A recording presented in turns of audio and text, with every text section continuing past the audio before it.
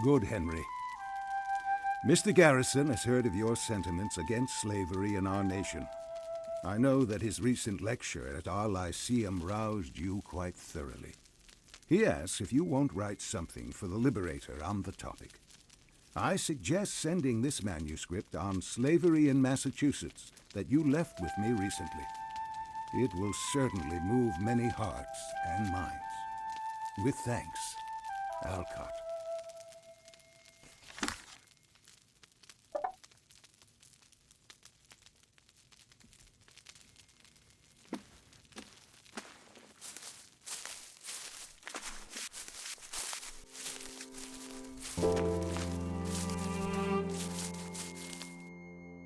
As the sparrow had its trill, sitting on the hickory before my door, so had I my chuckle or suppressed warble which he might hear out of my nest.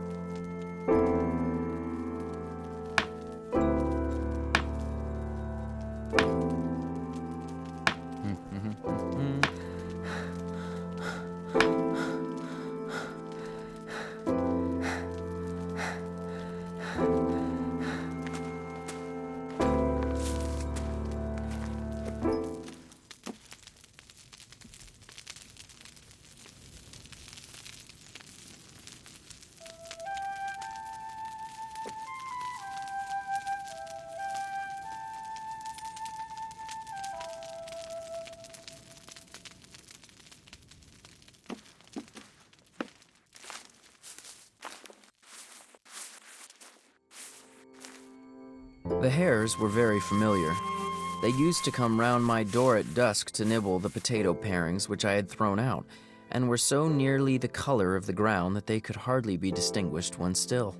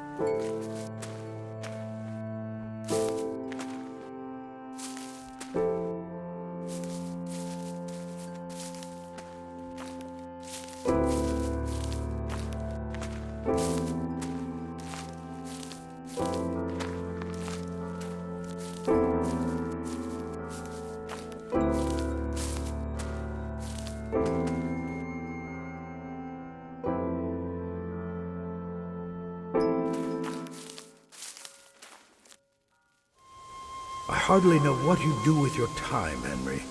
The children say you took them out huckleberrying all day rather than working on those edits I suggested for your article. Sometimes I think I would like to see your work published more than you would.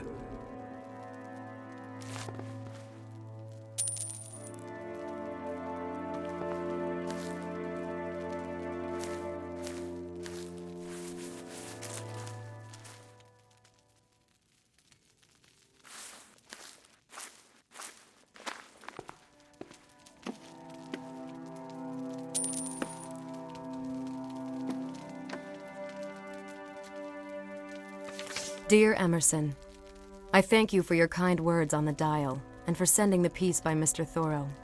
I do not see the full merits of the work as you have described, yet having some knowledge of the man, there is no objection I could make to his lines which I would not make to himself. He is rare, of open eye, ready hand, and noble scope.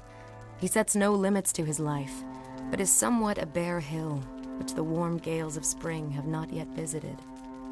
A wider and deeper human experience will mold the man and melt his verse. I can have no better advice for a person so sincere. Margaret Fuller.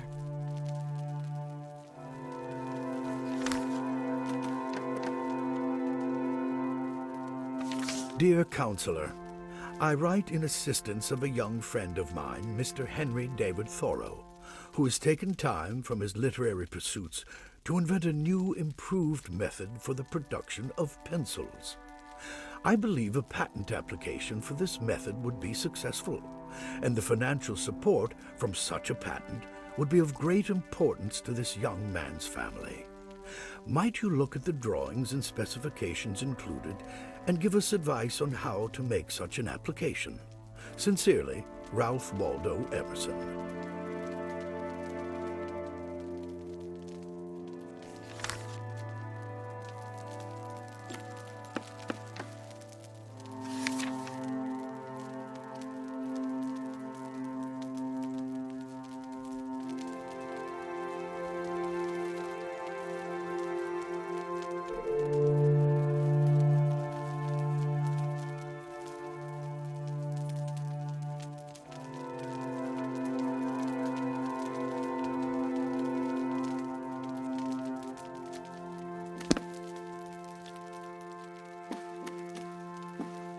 Henry, there you are.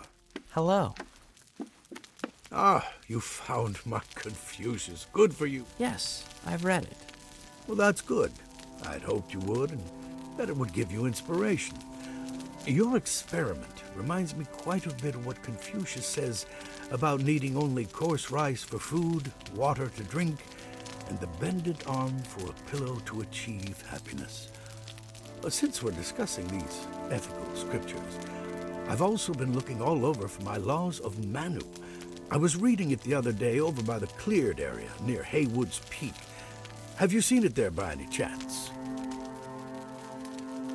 I haven't seen it, but I can look for it. Wonderful. Let me mark the very spot I think I left it on your map so that you can find it. That shouldn't be difficult to find. I'll see you again soon.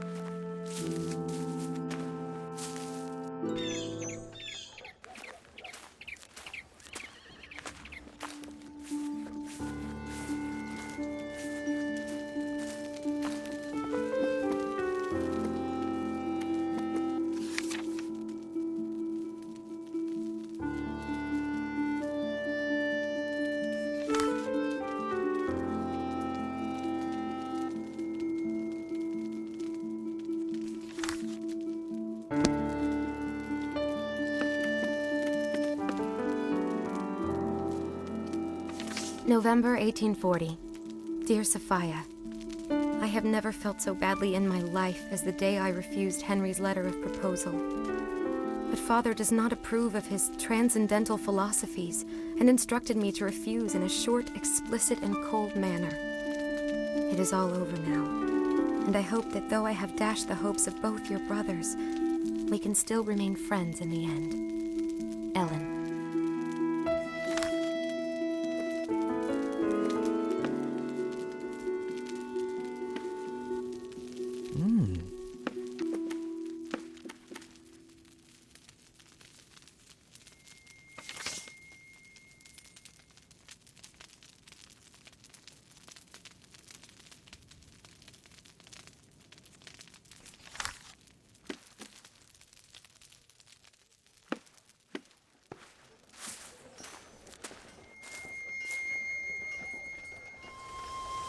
Don't let Ellen's rejection of your offer come between you, Henry. It's a terrible blow. I know you and John both cared for her deeply, but think if she had accepted one and left the other to watch their happiness from the outside.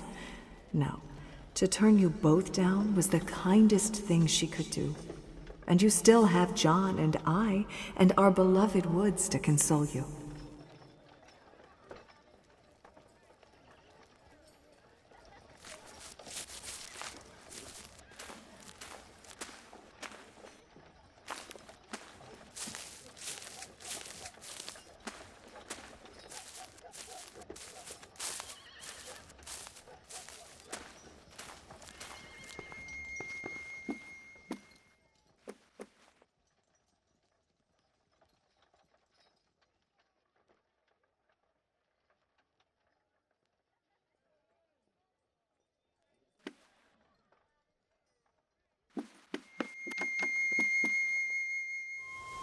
Ah, there you are, Henry. I think your sister was just in and collected a letter from your old friend, Miss Sewell. We haven't seen her much recently.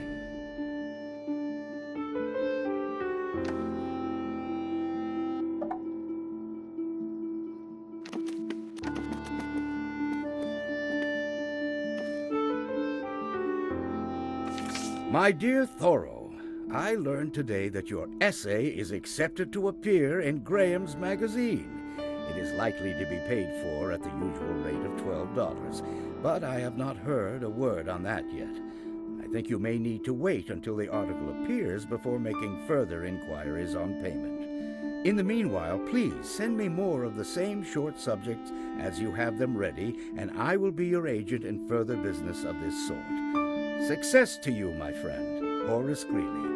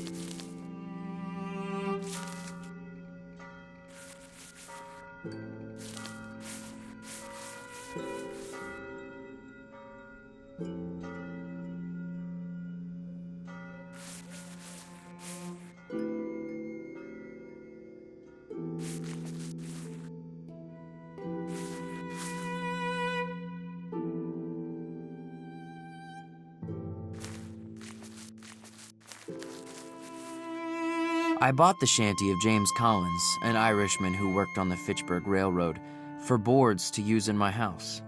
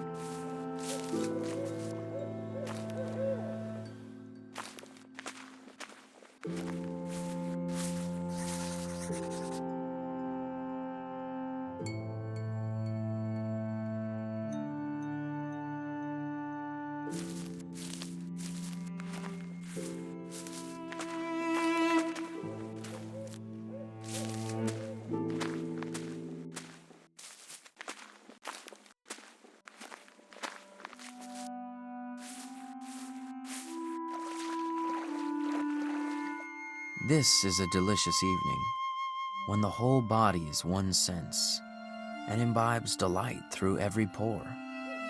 I go and come with a strange liberty in nature, a part of herself. As I walk along the stony shore of the pond in my shirt sleeves, though it is cool as well as cloudy and windy, and I see nothing special to attract me, all the elements are unusually congenial to me.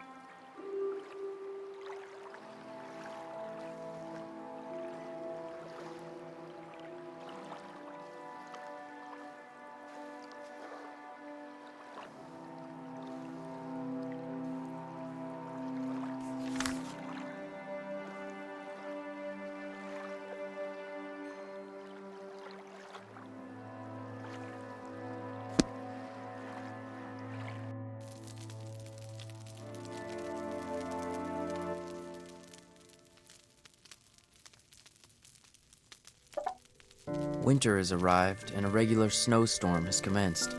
Fine flakes falling steadily, and rapidly whitening all the landscape. In half an hour, the russet earth is painted white even to the horizon. I know of no other so silent and sudden a change.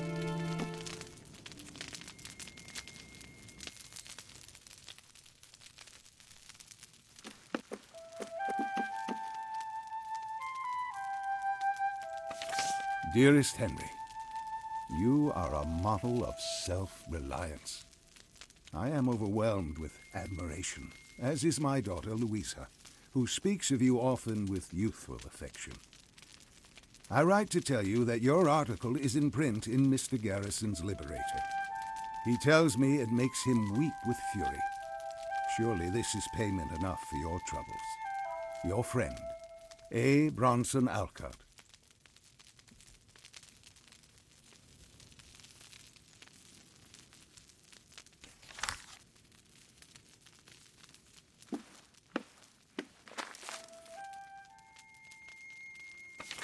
December 1845. Dearest Henry, how do you fare in these deep months of winter? We worry for your health, never strong. Mother has taken ill, and I worry for you as well. Be sure to make your way home to us for the holidays, as we have some festive offerings just for you. Fa la la la la, Sophia.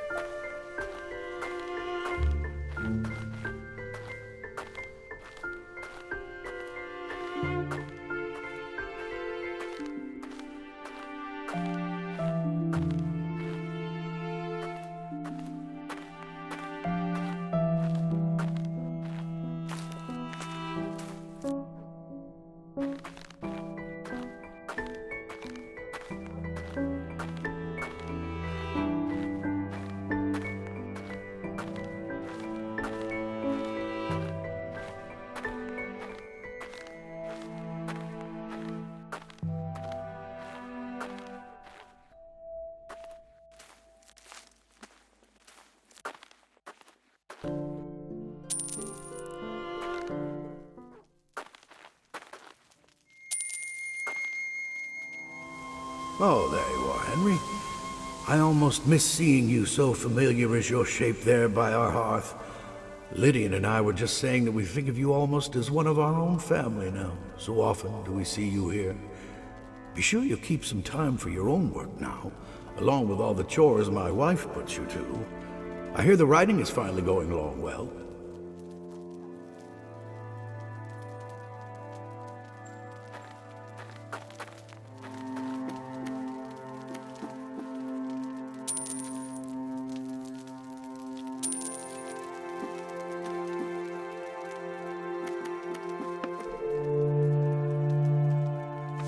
Dear Lydian, all is well while you are away, though our dial, I fear, may be languishing.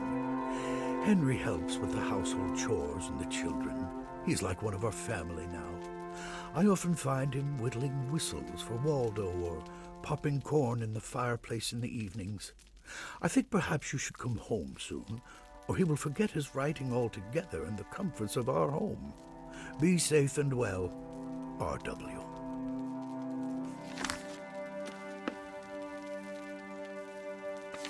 Dear Emerson, I am sorry to write and mar your fine holidays with editorial vexation.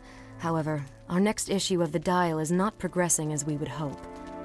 Can you please urge your writers to send the manuscripts they have promised, and to take the advisement that we have given on their contents? I fear that without attention, our Dial will not be long in print. Most sincerely, your friend, Margaret Fuller.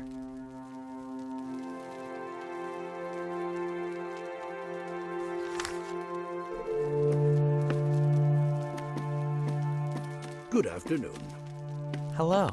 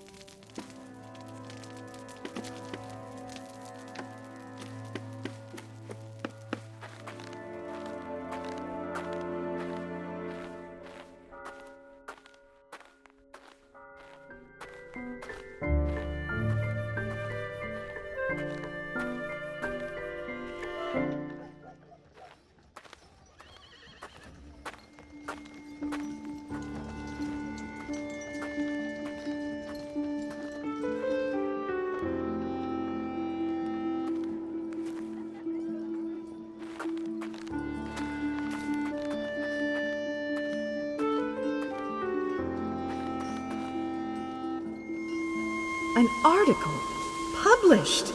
Here, let me read it. What magic you work, Henry. Though I'm sure Mr. Emerson had some hand in this, did he not? The fees will be of such help to Father since the factory isn't doing well. And what will John say? His own little brother, a published author, no less.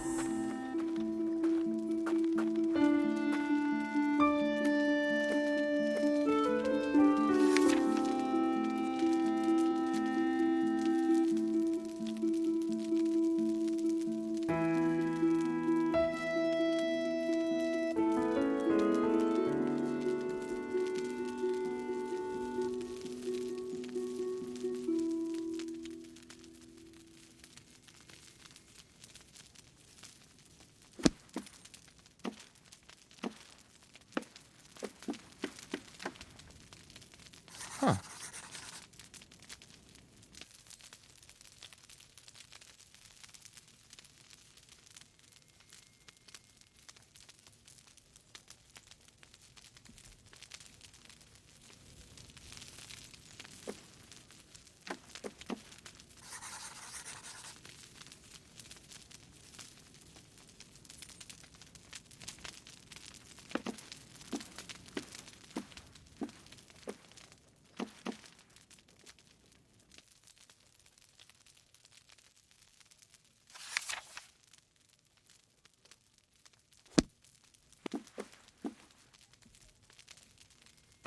Good tidings of the season, son. some lamp oil to keep your little cabin bright and warm, Father.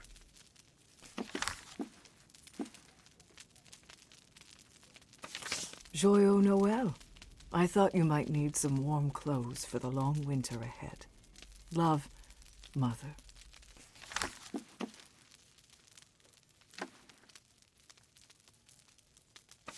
Merry Christmas, Henry. Here are some lovely oranges to sweeten your time in the woods. Love, Sophia.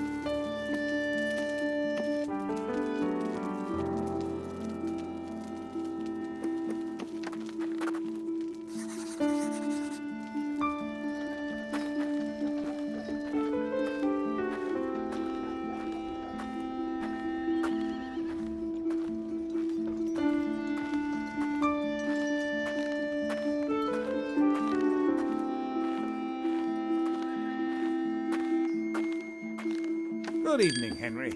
Good evening.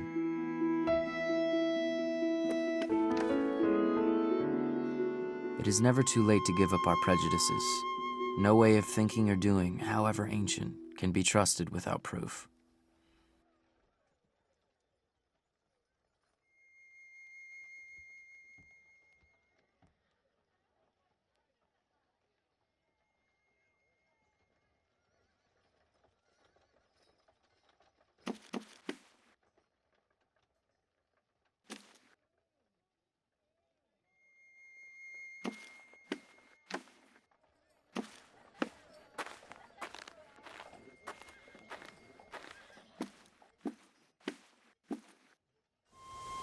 A fine Christmas to you, Henry.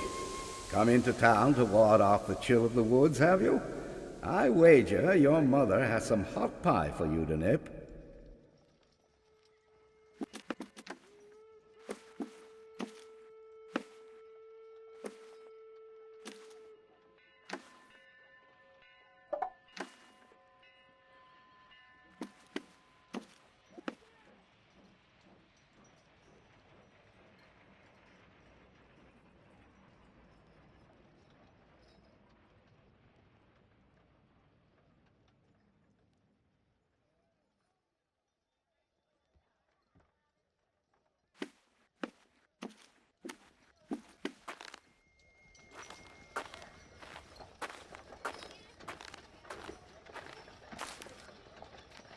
Public opinion is a weak tyrant compared with our own private opinion. What a man thinks of himself, that is which determines, or rather indicates, his fate.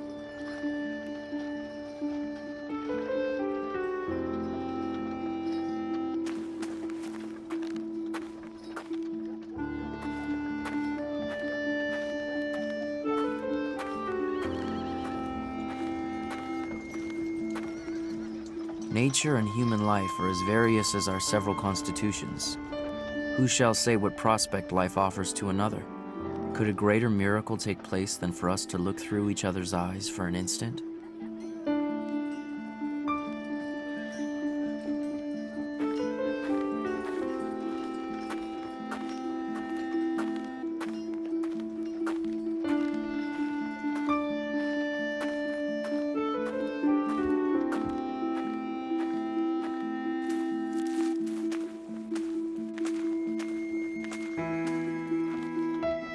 Every man is the builder of a temple, called his body, to the god he worships, after a style purely his own, nor can he get off by hammering marble instead.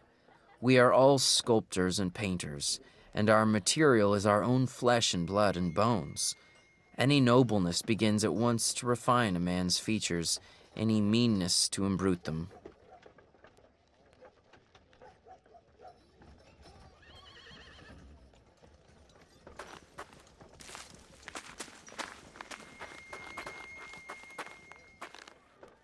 The greater part of what my neighbors call good I believe in my soul to be bad, and if I repent of anything, it is very likely to be my good behavior. What demon possessed me that I behaved so well?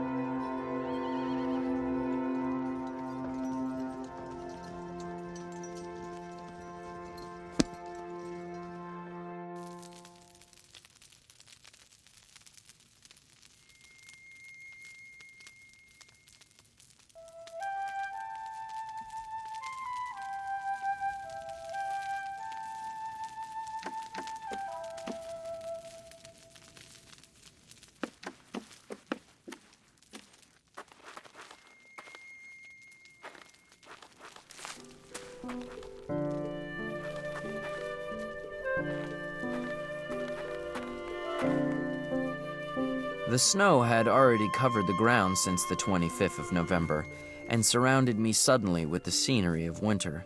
I withdrew yet farther into my shell, and endeavored to keep a bright fire both within my house and within my breast.